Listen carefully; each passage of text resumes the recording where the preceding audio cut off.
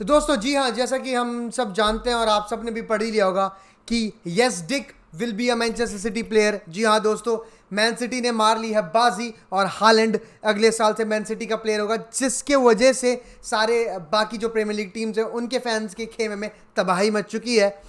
But कल शाम को ये न्यूज़ आई, डेविड ऑनस्टीन ने पहले कहा कि ये चीज़ होने वाली है और उसके बाद फेब्रिजियो रोमानो चाचा ने भी हियर वी गो कर दिया और हम भी बोल रहे हैं अब here he comes, Holland will play for Manchester city. But उन दोनों ने एक बात बेसब्री और बड़े क्या कहते हैं फोकस के साथ और बड़े हाईलाइट करते हुए कहा कि मैन सिटी नहीं था उसकी चाह थी रियल मैड्रिड। पर हुआ क्या ऐसा कि रियल मैड्रिड नहीं साइन कर पाए हालैंड को?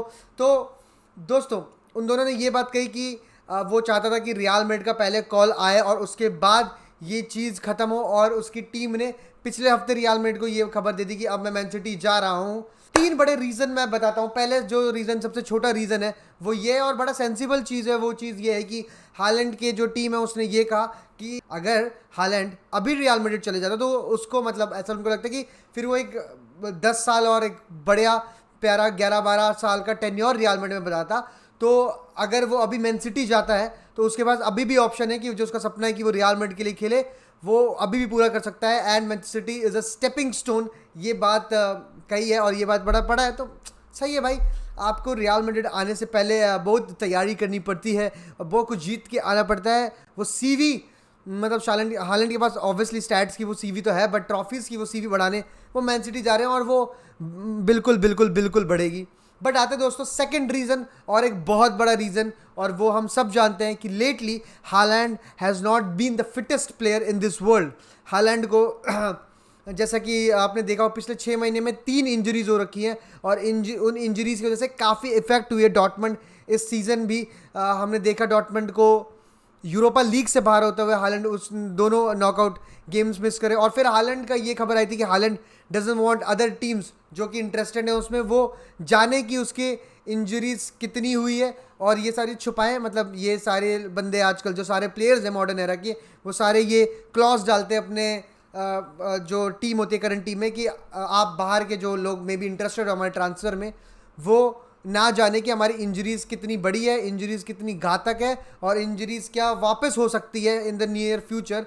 ये सारी बातें गुप्त रखें। तो रियल मैड्रिड जो एक्सपीरियंस कर चुकी है पिछले कुछ साल में with Eden hazard, with योविच, with Gareth Bale, आप मारियानो ले ले, तो पेरेस का ये कॉल था कि भाई ये एक चीज़ है जो मुझे एक स्टेप बैकवर्ड लेने पे मजबूर करती है। ये एक चीज़ है जो मुझे थोड़ा आशंका में डालती है कि हमें साइन करना चाहिए या नहीं साइन करना चाहिए हालैंड को। तो ये एक बहुत बड़ा रीज़न था दोस्तों, इंजरीज इश्यूज़। और अभी भी क्या पता कि सिटी को ये मतलब I don't want this to happen, but you never know, this is football. क्या पता हालैंड कितने सीजन मतलब कितना फिट रहे, आई होप वो रहे, वो तो बात है ही। बट एक इंजरीज के वो जो मतलब सफ़ेद कलर का जो उसका कुर्ता है जिस पे कोई दाग नहीं, उसका एक छोटा सा दाग लग गया और ये दाग अब कुछ सालों में मिटेगा, जो कि उसको अपनी फिटनेस पे ध्यान दे के करना होगा, लोगों को गलत प्रूफ लग। बट दोस्तों let's move to the third point, and third point is the best point और third is the biggest reason why Haaland did move to Real Madrid and went to Man City. Yes, डिक को कोई problem नहीं थी कि वो Mbappe के साथ खेले रियल मैड्रिड में, उसको कोई दिक्कत नहीं थी, he was ready to play with Mbappe. बट दोस्तों सबसे बड़ी क्या कहते हैं जो दिक्कत बनी हालैंड टू रियल मैड्रिड के लिए, वो था मतलब वो दिक्कत तो नहीं, वो हमारा हीरा है, वो हमारा राजा है, वो हमारा सब कुछ है इस season. He is the man, the myth, the legend, बेंजेबाप का जो इस फॉर्म जो इस सीज़न उसने दिखाया है, पिछले साल भी था और इस साल भी था। तो रियल मैड्रिड जो सोच रही थी कि वो एक सीज़न और खेल लेगा या फिर इस सीज़न के बाद भी वो फर्स्ट हाफ में सोच रही थी कि एक सीज़न और खेल लेगा, वो चीज़ अब डाउट हट चुका है। और बेंजेमा को इस टीम से हटाना भगवान भी आके नहीं हटा सकते।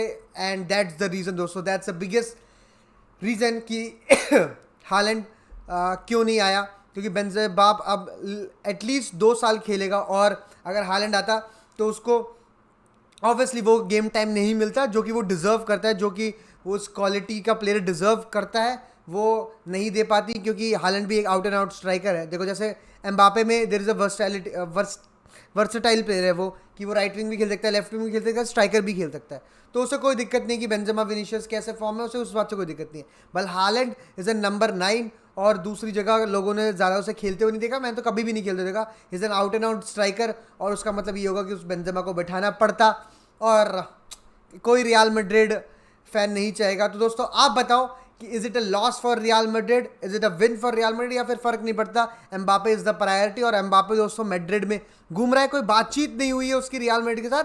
वो basically it's a personal trip जिसमें वो मतलब देखना है कि अगले साल में इस साल इस सीज़न मैं क्या कहते हैं कहाँ जाके कॉफ़ी पिया करूँगा, कहाँ अपने दोस्तों के साथ जाया करूँगा, मैच के बाद कहाँ चिल करने जाऊँगा। तो वो इज़ क्या कहते हैं trying to know the city very well, ये मैं आपको बताना चाहूँगा। और अब तो मत ले हमारी इतना वो क्या कहते हैं, हमारा पेशेंस आउट होने वाला है, हम हमसे हमारा इतना परीक्षा मत लें Mbappe, please please please please. जिस नाम से अगले साल ला लीगा के सारे डिफेंडर्स कांपें, जल्दी से आ जाओ अपने मई का रियल मैड्रिड को अपना लो जल्दी से हमारे किलियन एम्बापे। मैं इतना ही कहना चाहूँगा दोस्तों। तो यही खबर है, हकीमी और मतलब एक छोटी सी वेकेशन दी गई थी और एम्बापे आ गया। और आप लोग बताओ कि हालैंड पे आपका क्या से है और क्या इससे प्रीमियर लीग वन साइडेड हो जाएगी, क्या आपको ये लगता है? तो please do let us no.